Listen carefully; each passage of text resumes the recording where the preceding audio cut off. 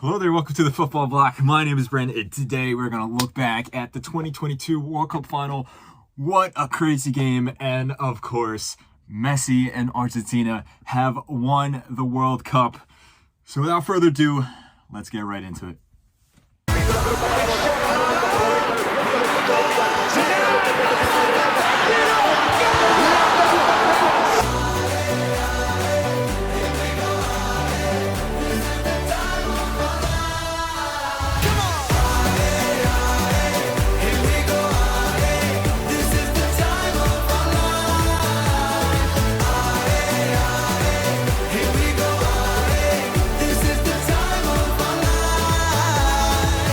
What a crazy game, what an absolutely insane game, and what a way to finish this World Cup. And Argentina and Messi, they won the World Cup! They finally have won the World Cup. Argentina has their third trophy, and Messi, finally the greatest player of all time, gets to ride off in the sunset with the most coveted trophy in sports history. He is, by far, in my opinion, the GOAT, the undisputed GOAT. I think he was already the GOAT going into this tournament, but now with this trophy, there's absolutely no comparison. There's no doubt in my mind at all. You know, other guys come close. I mean, Pele is up there, Maradona as well, and of course, Cristiano, but I think Messi stands tall above all the rest, and Messi is the absolute GOAT. But let's get into this game. There's so much to talk about. What an absolute amazing fixture here. I mean, I've heard some people already say that this is the greatest game of all time, the greatest game in the history of football. I have to say, I don't know if I'm going to go that far because there's a lot to choose from, obviously. But this, no doubt, is the best World Cup final. What an important performance from Mbappe. Obviously, what a great performance from Di Maria. Penalties, comebacks, just an insane game overall. And before we get into that, though, let's give respect to the third place team. Let's look at the third place matchup between Croatia and Morocco. And overall, it was an interesting game because, you know, both teams have built their World Cup campaigns on defense first. Now, neither team is like, you know, a complete terrible park the bus kind of team, but obviously they're more cautious with their approach, they're more pragmatic and things like that. And because of the context of this game, because both of them can't compete for the World Cup trophy anymore, but they're still competing for a trophy, but they're also very tired. It completely changed the complexity of this match. I thought that this game was actually very exciting. It's very end-to-end, especially in that first like 20 minutes. I mean, we saw a goal from both teams in under the first 10 minutes. Beautiful build-up play from Croatia. Guardiola scored a goal, a beautiful diving header, and you know, it's really nice to see him score because he deserved the goal. You know, yes, he got completely skinned by Messi in the semifinal, but throughout the rest of the tournament, I actually think he was the best defender throughout the entirety of the 2022 World Cup. So a big credit to him. But Morocco, being Morocco, never gave up. They kept pushing. They got a header as well. A bit of a lucky goal there, but still they forced the mistake. And then it was pretty end to end. I mean, I think Croatia just looked the better team overall, and Orsic scored to make it 2-1 in the end of the first half. And what an absolutely insane chip. I mean, on first glance, I thought it was a cross, and he just mishit the cross. But on the replay, looking at the replay, it looked like he intentionally did that. It was like an inside the foot kind of curling chip that found its way in off the post. Wonderful shot, beautiful goal right there. One of the goals of the tournament, by the way. And then that was a worthy winner. I think that both teams were tired out. Like, they were already tired going into this game, and then obviously the opening 20-30 minutes they were just slugging it out. So by the rest of the second half, not much really happened, and then Croatia wins third place, and credit to them. Croatia making it back-to-back semifinals from 2018 to 2022. That is an unheard of achievement right there. Zlatko Dalic, I'm hoping I'm pronouncing that name right, the manager of Croatia. This guy's got to go down as probably the best manager in Croatian history, or one of the best international managers of all time, to take this team, you know, a good team, but still no one expected them to get this far, and to just follow it up back-to-back World Cup semifinals. That is crazy. And then obviously all the credit to Morocco as well for making it this far when people thought that they wouldn't even make it out of the group stage. But My prediction, I said that it would be 2-1, but I got the wrong team winning. I said Morocco would win 2-1. I thought Croatia's defense wouldn't be as strong as they were today. I did correctly predict that Morocco would be the one that would be more attack-minded, but I thought that Morocco would be able to hold on a little more than they were. But again, this game, there's not really much you can take out of it, considering how just fatigued both of these teams are. And like I said, the context is a little different, considering that they're fighting for a trophy, but they're no longer fighting for the trophy. So obviously, credit to Croatia, credit to Morocco. But now let's go on to the showpiece match, the 2022 World Cup final. So let's look at this match from a chronological order. The lineups come out. Argentina, no really big surprises here, with the exception of Di Maria coming back, which, again, I'm not surprised, because Di Maria is the most clutch Argentinian we've seen over the past few years in finals. He scored in Finalissima, scored the winning goal in the Copa America final last year.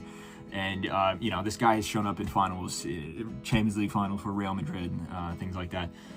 I think that, it is a bit surprising in the sense that he didn't play in the last 3 games, and he was put right into the starting lineup on the left side as well, when he's primarily a right winger. But in my opinion, I wasn't too surprised about that, considering Di Maria's reputation.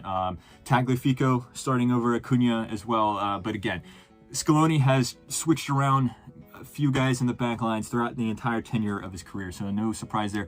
France, on the other hand, I was a little surprised to see Konate on the bench and Upamecano starting, and I don't think that Upamecano had the best game. Some people disagree with me on that one. I don't think he had the best game. I don't think he's had a good tournament overall versus Konate. I think Konate's had a pretty good tournament overall.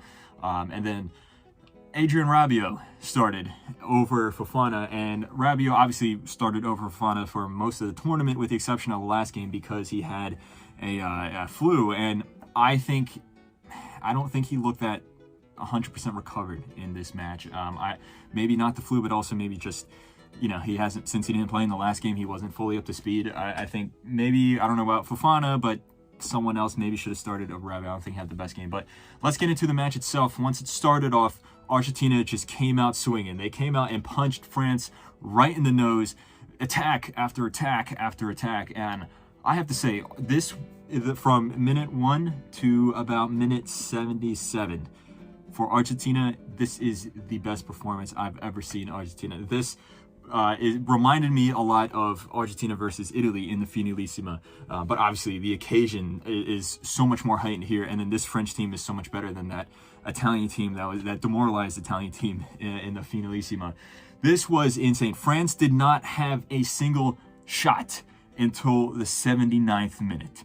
Not just a shot on target, a single shot. Now, I've heard some people come out and criticize Deschamps for his lineup, so criticize some of the particular players, and while I think some of that is valid criticisms, I don't think that's necessarily on France for the way they played. I think that is just how good Argentina was playing, how much they intimidated France, how much they shocked them. They just, like I said, they just came out and punched them right in the nose, and France had no answer. They looked just completely rattled and shocked. They were messing up one simple passes, 1-2s. They couldn't even get them together. Theo Hernandez was playing the ball out of bounds.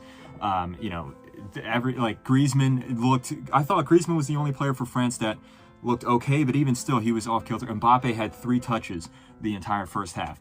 3 touches. Giroud was out on an island without any service at all. And then Dembele, oh man, Dembele was awful. And it's hard to say, because like I'm a Barcelona fan. I like Dembele. I feel like he's had to endure a lot of hardships in his career, but man, he was awful in this match. He had nothing going for it. He was forced to defend, and then going back and defending, he was terrible. Di Maria completely skinned him, and then out of nowhere, Dembele came in and fouled him, and then, a soft penalty, but still a penalty, and then Messi stepped up and scored it. 1-0 to Argentina. No doubt in my mind from there, Argentina was knocking on the door, and then only a few minutes later, with a beautiful counterattack, a nice flick pass from Messi out to Julian Alvarez, who played a nice ball to McAllister, and a perfectly weighted pass to Di Maria again, and then Di Maria with a really nice shot. Like, on watching it first time, it looked like a simple shot, but in reality, Lloris actually made a good save. He came out and made himself big. He cut off the angle, so Di Maria had to slightly lift it over Lloris and into the side netting, and next thing you know, it's 2-0 Argentina in the first half. France looked completely out of it. I was expecting this match to finish maybe 4-5-0 for Argentina. This, at this point, was the most dominant performance from any single team in a World Cup final. Usually World Cup finals are close. I mean, look at the last time in 2018. It was back and forth in the first half between France and Croatia until Croatia got tired. 2014 between Germany and Argentina, it had to go down to the wire in extra time. Same with Spain versus Netherlands, and then Italy versus France 2006 had to go to penalty shootout. Usually finals are really close, and this match ended up being close, but throughout that entirety of the first 75 minutes, it was not close at all. It was completely dominant. And into the second half, I think that Argentina took their foot off the gas a little bit. Not like Brazil against Croatia. I think they kind of just wanted to calm the game down a little bit, which is understandable. And then Di Maria came off, and I don't think Di Maria should have come off considering how good he was playing. But at the same time, this guy hasn't played in 3 games. He's nursing an injury, so I understand why. But I think that did negatively affect Argentina to a certain extent, because as we'll get into, this game was completely nuts. It was crazy. Any other game, it would have finished, even if Argentina did take the foot off the gas, it would have finished 2-0 for Argentina right there. Dominant win. Argentina lift the trophy. But Kylian Mbappe had other plans. And see, that's the difference between someone like Mbappe and any other player. Mbappe, besides Messi, is the best player in the world at the moment. And you could see that because any other player is having an awful game and then they're just done. They're out. That's it. Mbappe, up until the 75th minute, wasn't doing anything, but he gets a lucky shot, he gets an opportunity, and he just explodes into life. A simple attack, ball over the top. Kolo Muani, who got subbed on, I thought wasn't really doing much, but again, he exploded into life once Mbappe really dragged the team on his back. He got fouled in the box by Otamendi. A silly foul from Otamendi. I don't know why he was pulling him. All he had to do was just clear the ball. Mbappe steps up for the penalty, takes it. Next thing you know, it's 2-1 Argentina, and then utter chaos ensues from there. Only about a minute later, lucky ball bounces around. The ball finds its way to Mbappe. He hands it to Kolo Muani, passes it back to Mbappe, and with one of the goals of the tournament, he side foots it, volley. No chance for Emi Martinez, even though he does get a fingertip to it. Next, it's 2-2. Despite France playing so bad, and despite Argentina dominating, it is now 2-2 going into the 90th minute, and it was back and forth from there. Both teams lacked any shape. France had a really good shot. They had a penalty shout. Emi Martinez had to make a good save. And then in the 96th minute, Messi had a long shot that was saved by Lloris, which looked like it was heading in. The ball was curving. It was bending in the air. And then Lloris was put off balance, but was still able to save it. Extra time comes around, and I think the first half of extra time, both teams were trying to compose themselves, regain that shape, and it was really tense.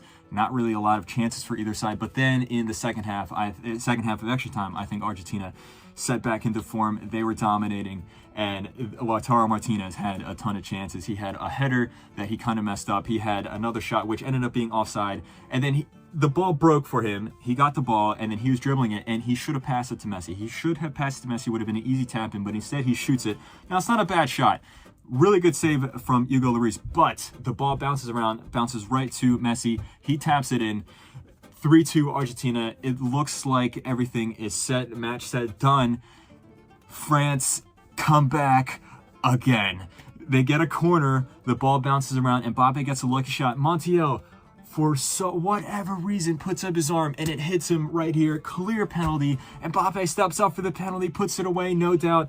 Mbappe scores a hat trick in the World Cup final. It is now 3-3. What an insane match we are witnessing here, and I was on the edge of my seat. Obviously, Messi's my favorite player. I'm rooting for Argentina. I was scared. I didn't know what was going to happen. And then with literally a minute left, the ball comes over the top. Otamendi slips. Kolo Muani is one-on-one with Emi Martinez, and he hits it with a volley. A beautiful shot. Emi Martinez comes out of goal with the save of the tournament, saves it with his foot, and the match goes into penalties. And I have to say, going into penalties, I wasn't as nervous anymore because of Emi Martinez. The way that he was just oozing with confidence against the Netherlands, also against Colombia in the 2021 Copa America semifinal penalty shootout. So coming up to this one, I gotta say, I wasn't as nervous. Messi scores his penalty, Paredes scores his penalty, like all the Argentinians score, Dybala scores, and then for France, Mbappe puts his penalty away, even though Emi Martinez does jump the right way. Koeman misses with a bad miss. It is saved, and then Tchouaméni gets put off by Emi Martinez, all his antics, and then he puts it wide. Colomani does score, but now it's 3-2. All Argentina need is one more penalty. Montiel steps up, the guy that gave away the penalty, and he buries it. The ball is in the back of the net. Argentina win the 2022 World Cup. Messi lifts the World Cup as the captain of Argentina and as the best player of all time. What an absolutely crazy game. Like I said, best World Cup final in the history of this sport, and one of the greatest games ever, one of the most memorable moments. This is the type of moment that just by witnessing it, you'll live with it and carry it on, telling it to your kids, to anyone, your grandkids as you grow old. What an absolutely insane game, and what a wonderful way to finish off the World Cup. And I gotta say, I think, 2014 World Cup is the first World Cup that I witnessed. I wasn't old enough to really experience 2002, 2006, 2010, and then any of the other World Cups I wasn't alive for. So 2014 is the first one I really watched, and that was a wonderful tournament. But if you remove the nostalgia from it, this World Cup 2022, I think is the best World Cup that I've ever witnessed, and I think it's up there for best World Cup of all time. And what an absolutely great way, what a beautiful cherry on top to finish out the tournament. Because sometimes finals, like I said, can be a little tense, can be a little boring. This was the complete opposite. And closing thoughts, I have to say, credit to Kylian Mbappe, a hat-trick in the final. Imagine scoring a hat-trick in the World Cup final and not winning. I think France looked terrible. I thought that Deschamps got completely outcoached by Lionel Scaloni, but because of Mbappe, that's how they had a chance. Because of Mbappe, that's how they were this close from winning the World Cup final. On the other hand, Argentina, I do think that they lacked a little composure there at the end, but again, is that more so from them lacking composure, or is it just because of Mbappe being one of the best players of all time at this point, flipping the game on his own accord? Other than that, Argentina looked perfect, deserved world champions. I think they are the best team in the world at this moment. And then Messi, as I just said before, he's the GOAT. My prediction was that it was going to be 3-2 Argentina. I said that both teams' defense is a little lacking, so it's going to be a high-scoring game. And I said Messi was going to score the winner, and it looked like it was going to happen. It was 3-2 in extra time, and it was looking like my prediction was going to be exactly correct, but then Mbappe had to go and mess it up. So, but still, I'm satisfied with my result. I said Argentina was going to win. I've been saying Argentina is the favorites for the World Cup since back in June when they won the Finalissima. And, if you don't believe me, go back and watch all my videos. But yeah, I am satisfied with my prediction here. And even if I wasn't satisfied with the prediction, man, what a spectacle to watch. For Argentinian fans, obviously, the fact that their country won. For fans of Messi like my own, like to see Messi go out like this. And then for just neutral fans, it was a great game. Even if you're French, you got to say, France didn't really show up, but Mbappe did. So there is good things to take away from this as someone who, is probably supporting France or something like that. But again, what a game, what a tournament, what a World Cup, what a great way to end this wonderful, wonderful World Cup. But anyway, guys, let me know what you think. Let me know what you thought of this match. Do you think Messi is the greatest of all time? Do you think this is the greatest World Cup ever? And do you think this is the greatest World Cup ever? Make sure to answer those questions as well as any other thoughts in the comments below. Don't forget to like and subscribe. Share this video with a friend. My name is Brandon. This has been the Football Bloc. Hope you guys have a nice rest of your night.